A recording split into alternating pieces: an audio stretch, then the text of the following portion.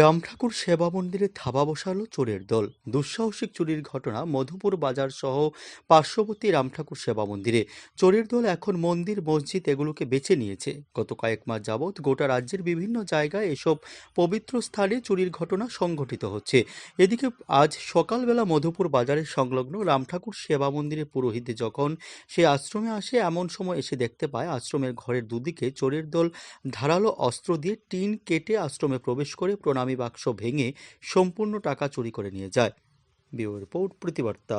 তো আমাদের মধুপুর রামঠাকুর সেবা মন্দিরে গতকালকে এই মন্দিরের দুই সাইডে বেড়া মানে কাটটা, এরপরে সুর ভিতরে গিয়ে প্রণামী বাক্স ভাঙচুর গিয়া প্রণামী বাক্স সব গ্লাস ছিল, গ্লাস ভাঙিয়া 10-15 হাজার টাকা এমন আইডিয়া ছিল, টাকাগুলি নেই। এবং গডরেজে তালা ভেঙে পিতলের থাল গ্লাস পূজার যে লাগে এই জিনিসটিও নেই। তারপরে আমাদের গুরু ভাই নিত্য পূজাতে আসে, এইসব কাণ্ড দেখে আমি এই আশ্রমের সেক্রেটারি আমার ফোন করছে, আমি আসি, এসে দেখি আরও গুরু ভাইয়েরা আসলো আমার সাথে, এও আসলো। এরপর আমরা পিএসে গিয়েছি মধ্যপুর থানাতে, থানার বসে আয়া সব দেখিয়া লেখা টেখা রয়ে গেছে।